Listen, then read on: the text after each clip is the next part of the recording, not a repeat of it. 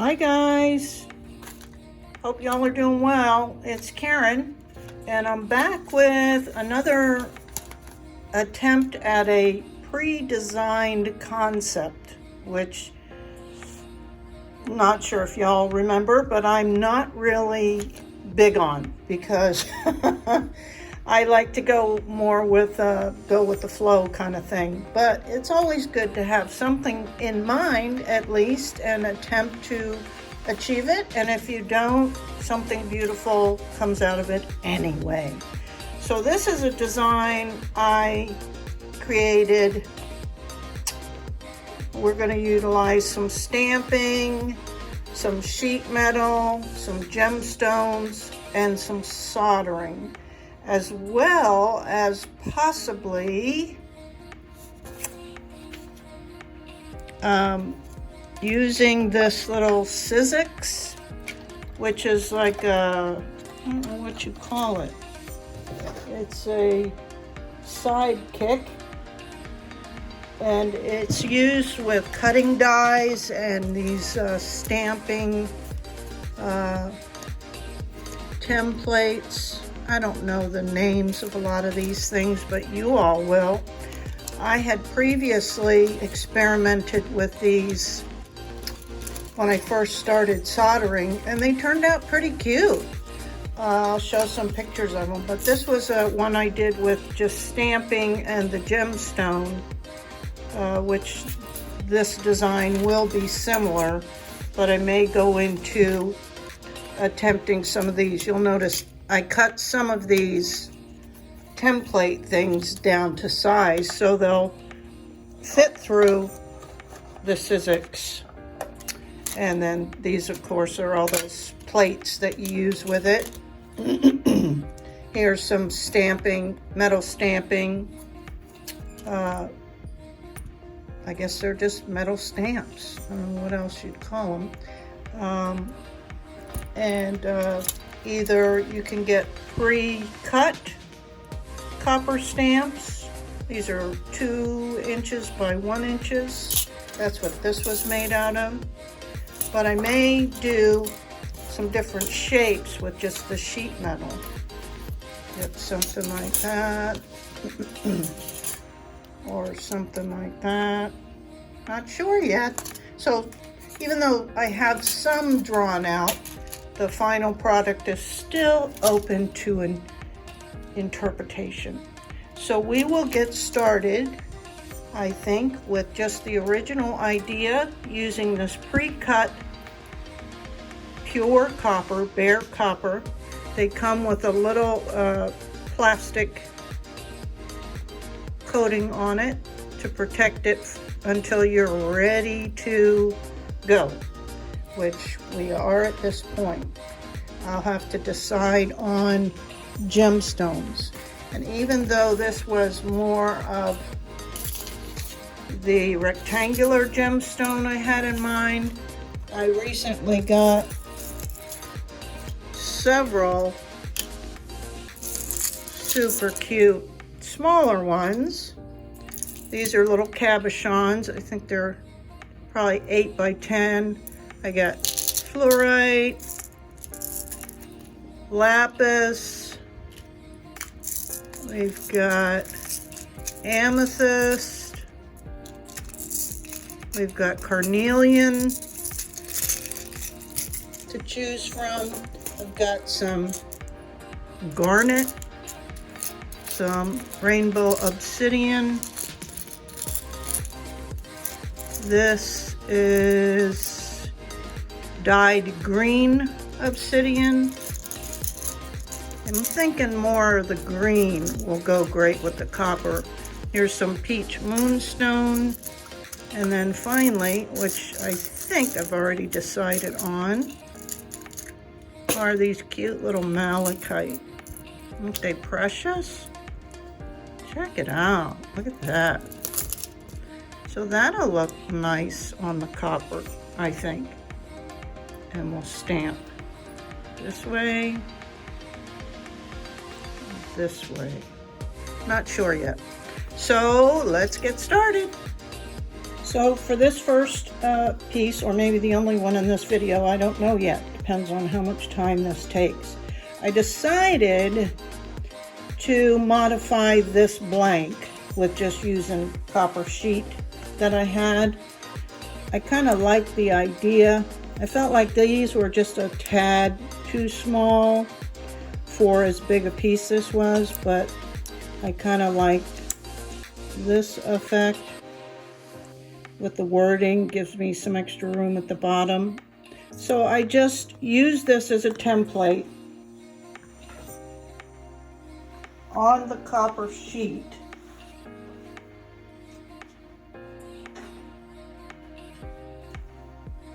Here, used it as a template, marked the bottom, then had measured about, I don't know, 10 millimeters in from both sides, and marked it this way from the 10 millimeters into the corner, because I don't want to waste these. These are perfectly round, and they were more expensive because they were already pre-cut. Plus, like I said, I like this idea of the different shape. I think it'll look better on a neck. So that's what I did here. Now I'm going to do the stamping.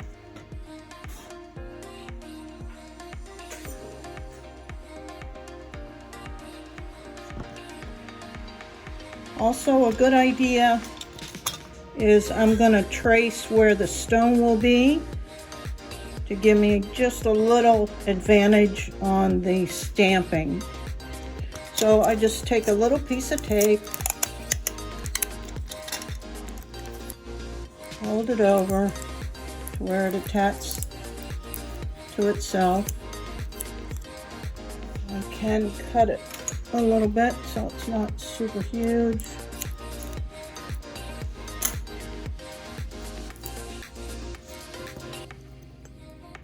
Put it on the back of the stone.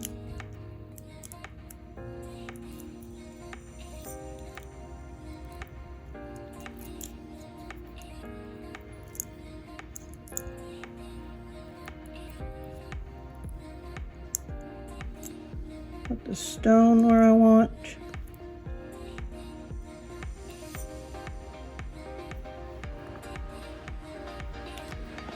And then using a Sharpie, trace around it. It doesn't have to be exact, just to give me a little idea, a little edge. Whoops, making a mess. But you get the gist, right? Because of my shaking, I'm not so good at this, but you young folks or people who don't have tremors will do much better with this. So something like that, that just tells me approximately where the stone will be. Obviously that's not perfect, but it's good enough for me to get started with the stamping. And stamping looks so easy. But it is not. At least I have not found it to be so.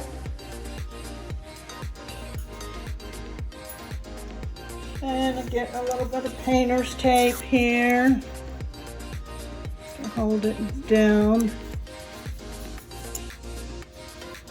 And a little bit over here on this side. Of course, not putting it where the stamps will be.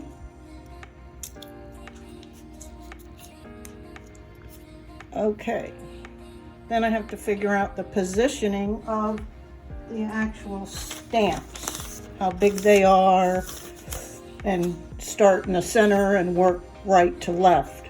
You know, right, center to right, and then center to left. That's your best way of doing stamping. Now here's a little trick I found that helps when you're trying to learn stamping, because they don't always look like what the letter says they are.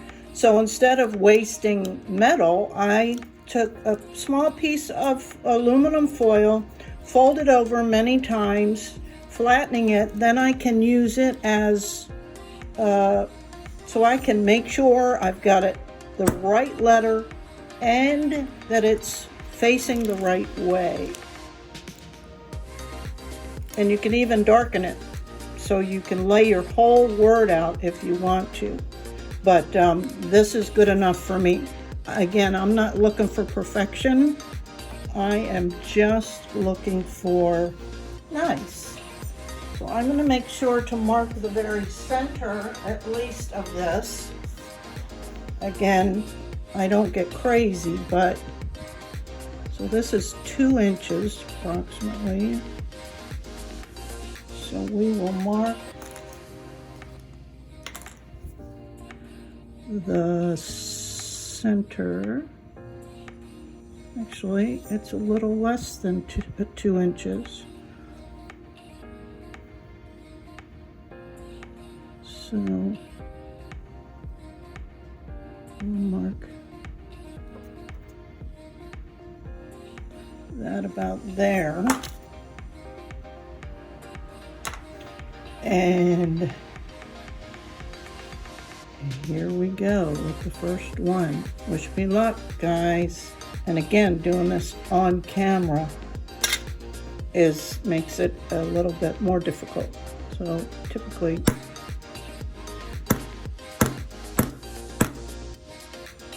there's the first one. And we will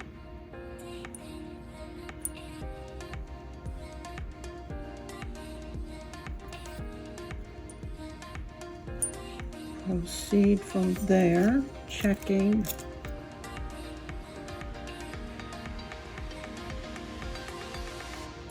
this next one. It looks like it might be upside down.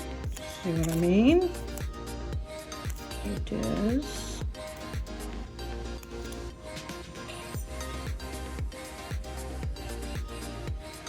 And I try to butt it kind of right up to it.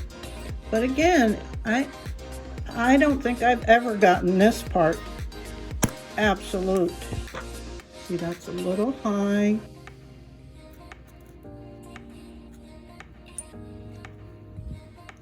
But that's okay.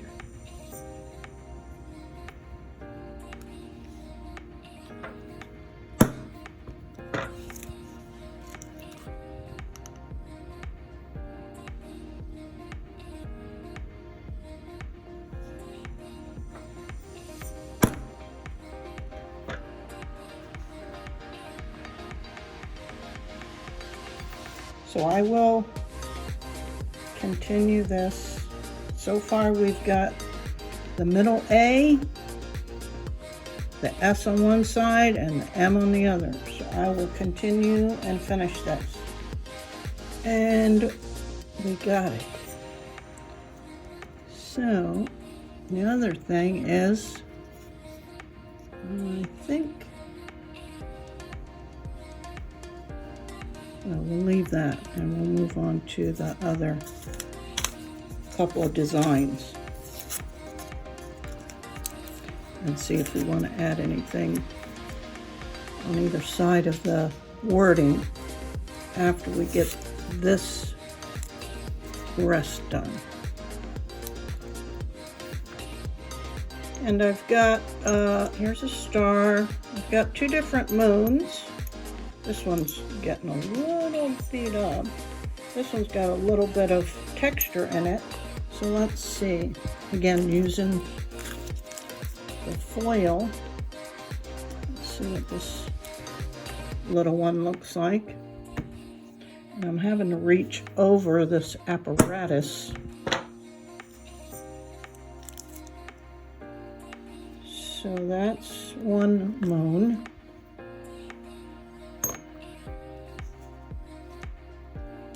Let's do it in the same. See, and these are round, so you can have to double check to make sure if you want this in a very specific direction, and make sure you got it. Whereas the other ones have square sides. So, let's see.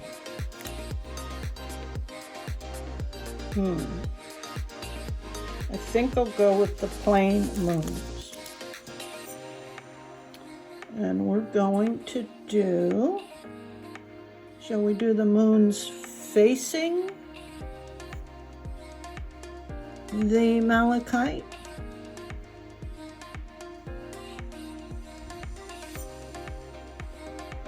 Or facing towards or facing away? I think I'll do this one away. One good whack in the center and then kind of rotate. That's a good one. And I'm going to put this down here at the bottom. Whoa, whoa. Stop shaking.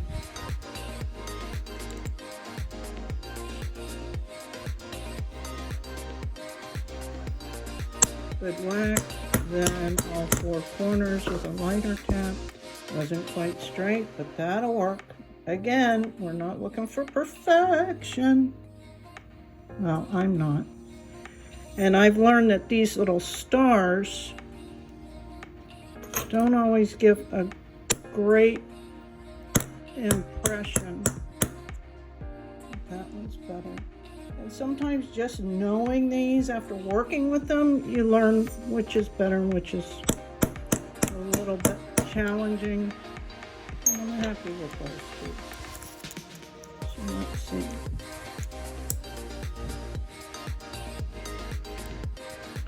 Hey, that'll be cute. Do we need anything down here in the corner? Maybe another moon? Another star? Let's do it. Let's do the moon on this side. Shall we go the other direction?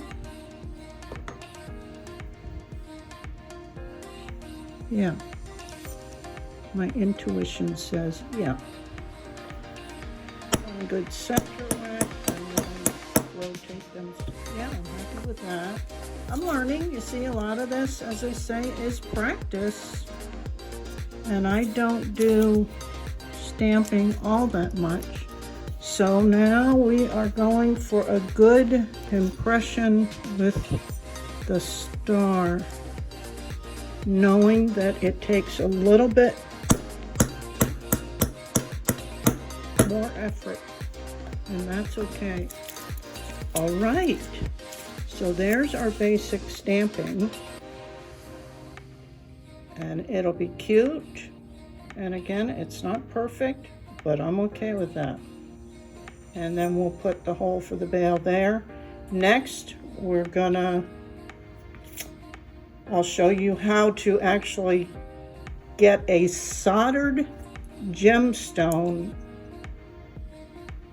on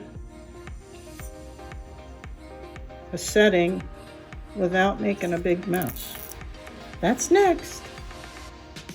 Actually, I forgot to show you, I also started just putting my initials on the back, just to let people know this is me, Karen's Intuitive Jewelry. That's all for now, since I don't have a maker's mark yet. But I'm going to also take this opportunity to smooth out all these edges. They're not super sharp, but they could get you if you're a little bit clumsy like me. So I'm going to go ahead and do that.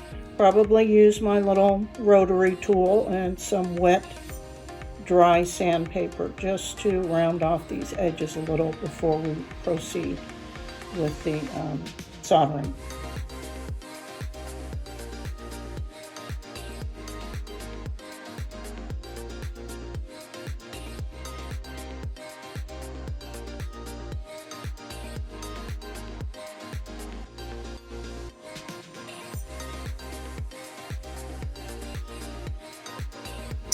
Now that I got this foil taped and burnished, I'll go ahead and flux it. This is what I use. Although I am going to try the liquid again now that I got a good soldering iron, which, speaking of that, is the Hako or Hako, I'm not sure how they pronounce it, probably both, FX601 with the temp control on the handle. This is number 7 soldering iron for me in less than a year, as I experimented with different irons, not obtaining my desired results. But now I think I have. But I did, like I said, almost a year of experimentation and trial and error and research and talking to much more experienced people in the field of soft soldering to finally land on this Hako. So far, so good, but lots of trial and error, so I'll save you the hassle. Anyway, and I also got this recently, like yesterday, got this heat-resistant mat that I guess a lot of electronic people use, but it comes in handy. There's some magnetic areas that will help with your little jump rings and whatnot, and it's just a good, safe little feature. And inexpensive on Amazon. I think it was, I don't know, less than 20 bucks. And I also got these little heat-resistant gloves that we're going to give it a try today. I don't have high expectations that they'll replace my old washcloth, so I'm sure it's still going to come in handy, even though I've upgraded yay, to at least a newer one, because that other one, even though it's washed, it still looks nasty. Anyway, sorry about the ramble. I'm going to give these a try today, and it'll probably be good for just quick little things, because you can see how tiny this is, so it'd be really hard to hold onto this, though I could. So we'll see. Maybe do both. So anyway, let's get this flux. Now, because I did, as you'll notice, include putting the foil all the way across the back, as well, of course, as around the circumference of the stone, which is normal. But in a lot of pieces, you don't have to cover the back. But we're going to cover the back because we want it to stick to a piece of metal, right? So here we go. Get that wiped off a little bit. I always start with a clean tip. And I always try to start on the back of the piece. Okay, see, these gloves are ticking me off already. I'm already kind of clumsy enough. But you don't need a whole lot of solder.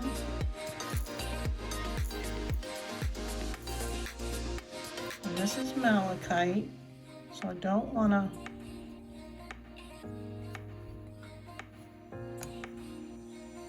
have the heat on it for too long, because we're also going to do kind of I don't know, that some people might disagree that it's considered sweat soldering, but my understanding is sweat soldering. I have all these hairs on here for my little dog. I don't want to solder any onto the piece. I'm trying to get these. That may be a downfall of this mat, right? Don't know yet. Anyway, getting back to what I was saying, sweat soldering, from my understanding, is when you attach solder from underneath the piece as opposed to direct heat, whatever. So I consider what we're going to attempt as soft soldering. And it's worked for me in the past using a little butane torch, but I kind of tested this out earlier this way that I'm going to try and demonstrate, and it did work as far as melting the solder, but I didn't try it with the gemstone.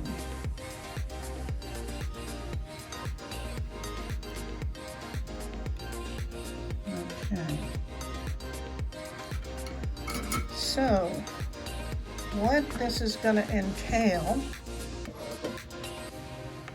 set that off to the side to cool a minute, is we're going to use this third hand to hold the piece and then heat the soldered gemstone from underneath to melt and get a molten solder, and then it'll adhere. That cuts down on having to try and solder around the piece and solder melting in areas you don't want it to. So I'm going to go ahead and clean this piece off real well with alcohol as well. I can take my gloves off at this time. And we've got this set up in the third hand as level as I can get it. All right. You can make your own adjustments. I'm going to go ahead and flux this area.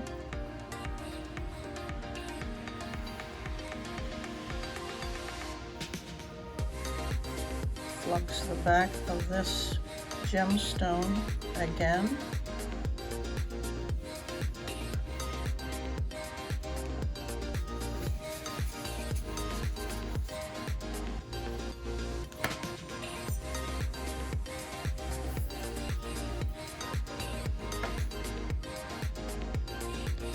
Put a little extra solder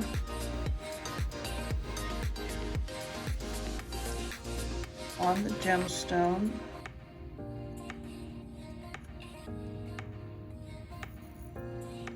Not smoothing it out. Also going to put some solder on here.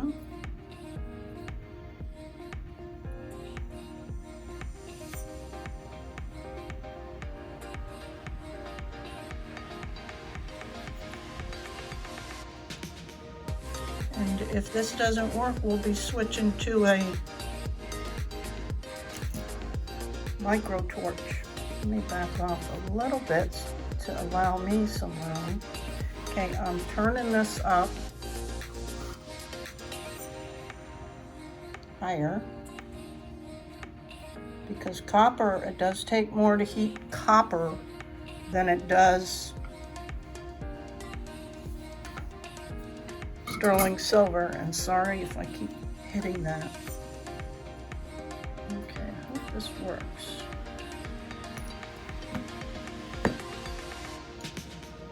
I'm not going to be able to get this on here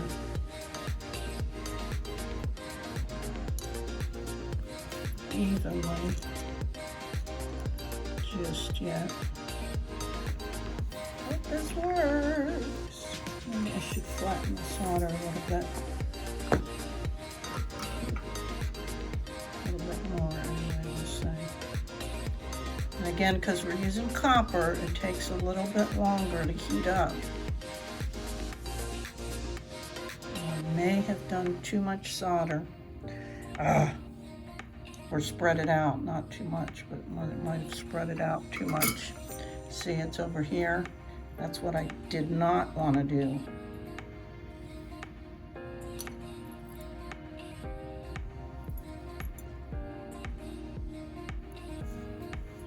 Darn it.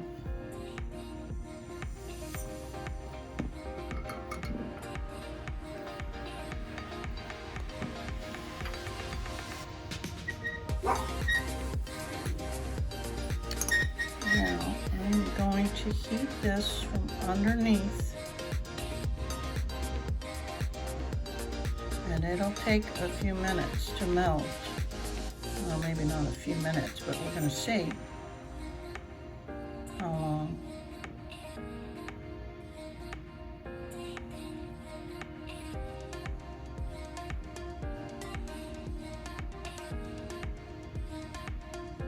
I have to say I'm disappointed that I put too much, I spread that solder out too much.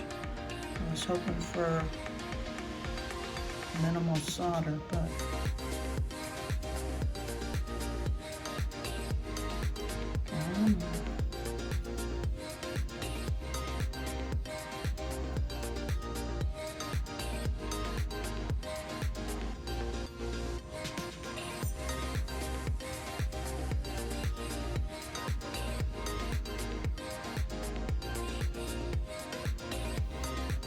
so that was a fail for me. I couldn't get it to work, and I'm not quite sure. Probably my patience ran out. So we're switching to a micro torch, Bernzomatic. You can get these in your local hardware store for about 30 bucks.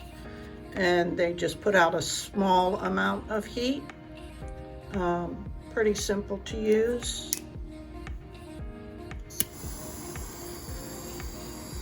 And you can adjust the heat. So that's what we're going to try next. And here are some of the tools of the trade for working with flame. This is considered a heat sink when you're doing real metal smithing, but it's a little tripod with a screen that you can heat from underneath. So that's what we're going to try to do right now. And I hope y'all can see it.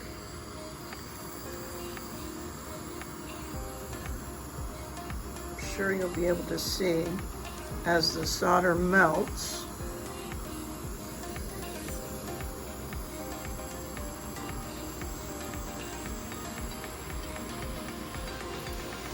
And you'll see the stone drop down. There we go.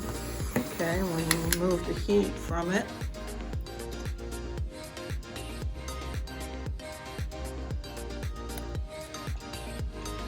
So it's pretty flush there.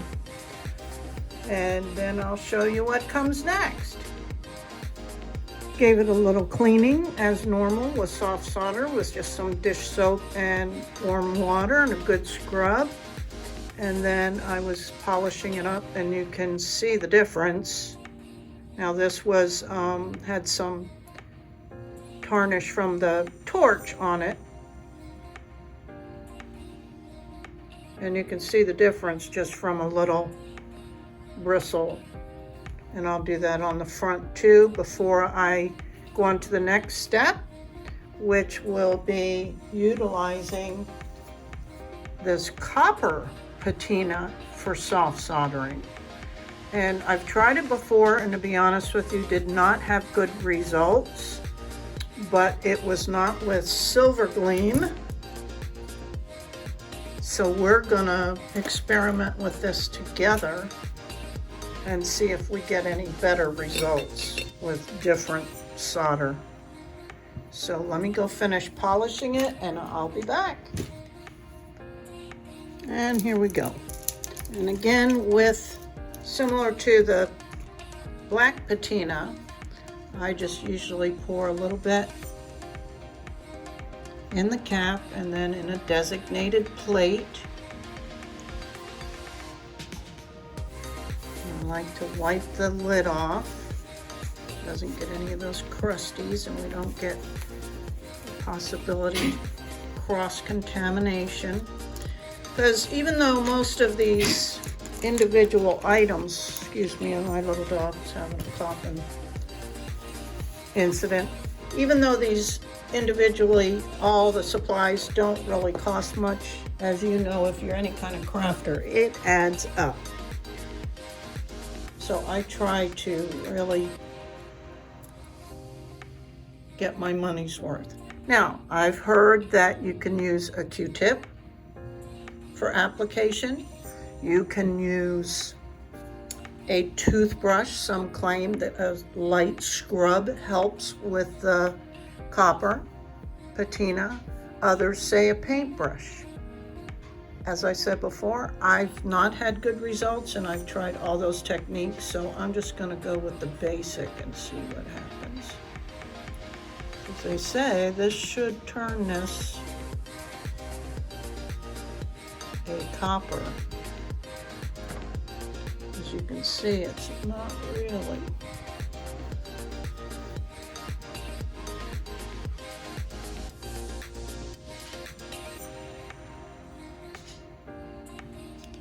And that'll be,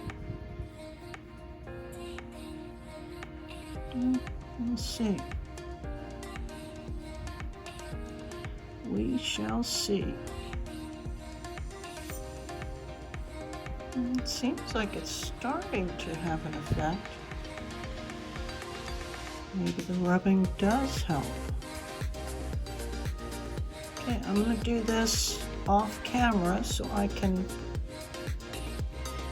be more efficient, and I'll be back. To my surprise, it worked this time. And I'm gonna have to say what I learned from this, for those who are struggling with this copper patina. For me, at least, what I learned was that it does have something to do with what type of solder you use. This, for me, is the best on the market. That's why it's twice the cost of any other solder. I've tried this.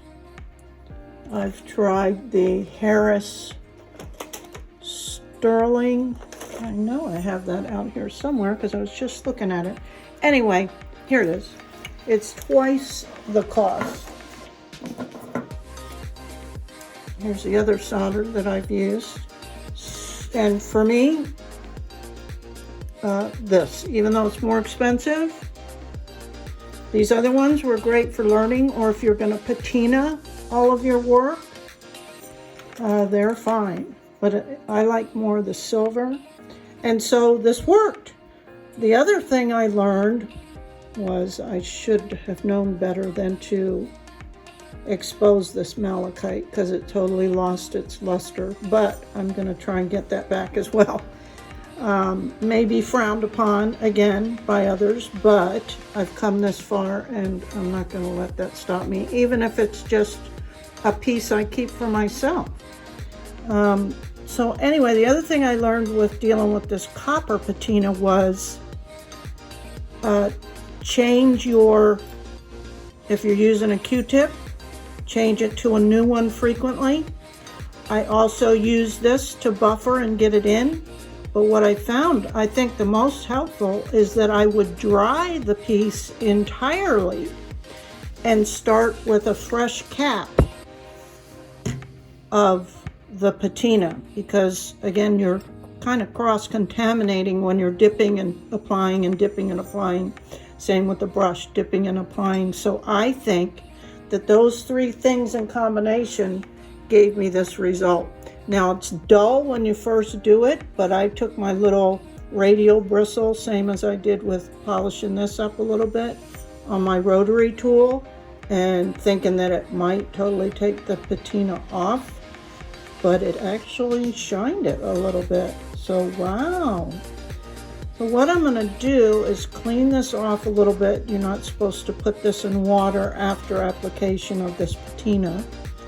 So I'm going to clean this with maybe a little baby wipe or something, and I'll show you how I'm going to attempt to get that luster back. Also, for cleanup for this is the same as the other soft soldering patinas. Just soak it up with, you know, the stuff, the paper towels you're using, and then I'll rinse this off, and I'll also rinse this off, but the plate off.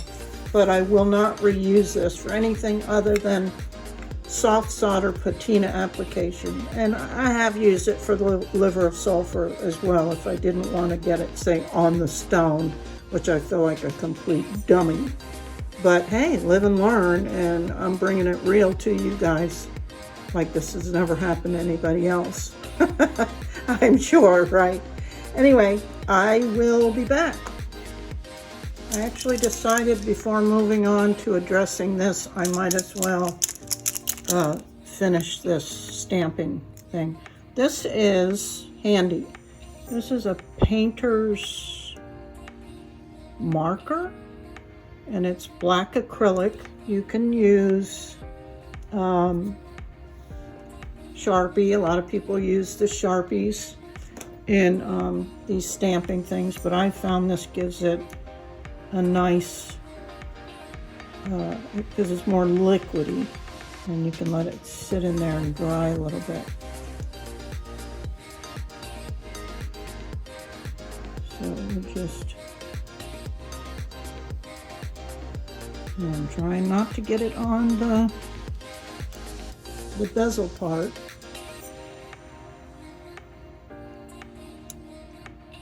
Because that copper patina came out so well, I don't want to I don't want to risk messing that up. And I don't know if you remember, but the copper even flowed over towards that star, but it patinaed it well. You can't even tell. Okay, so I'm gonna let that dry and then wipe that off, and we'll see what that looks like. In the meantime, I'm actually thinking I'm gonna use,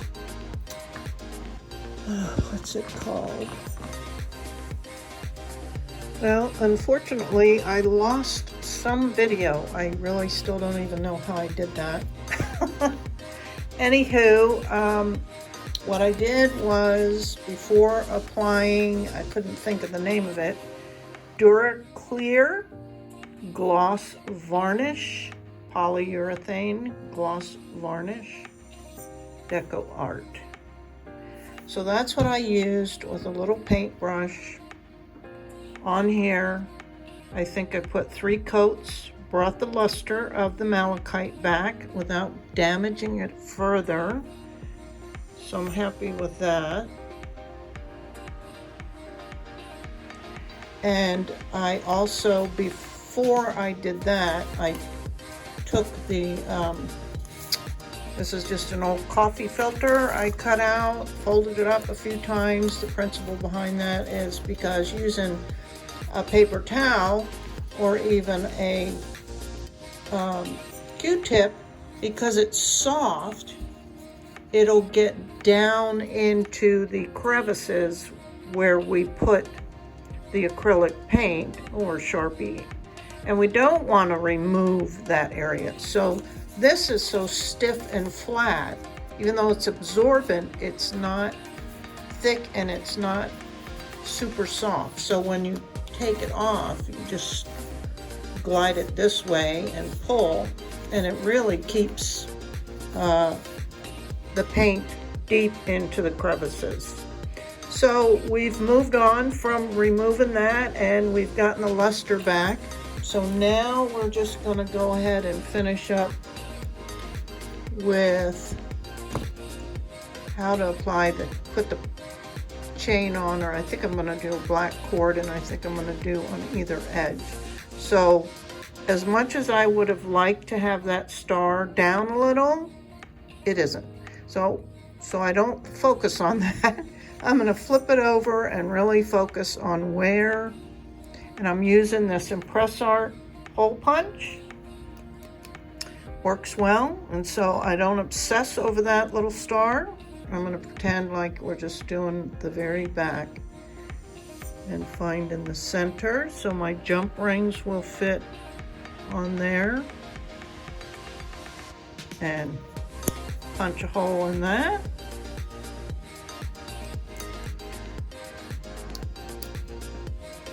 And make the other side match as best I can.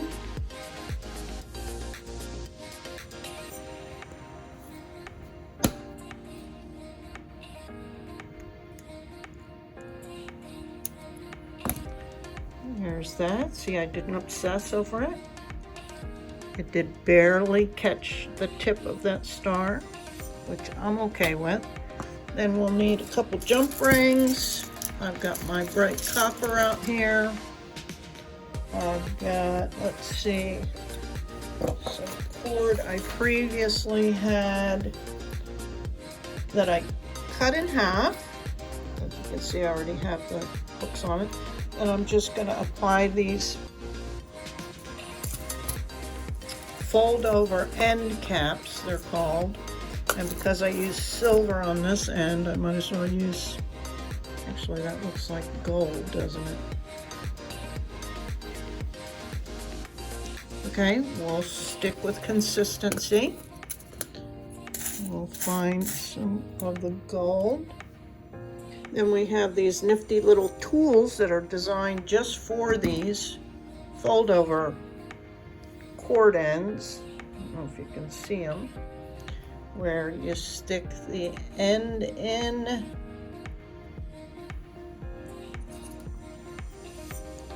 I give it a little squeeze so the cord doesn't come out. Stick it in the one end. Don't just squeeze, you just kind of, if you just squeeze, it might not be perfect. So you just kind of finagle with it. Let's do this one, this side. Give it a little squeeze.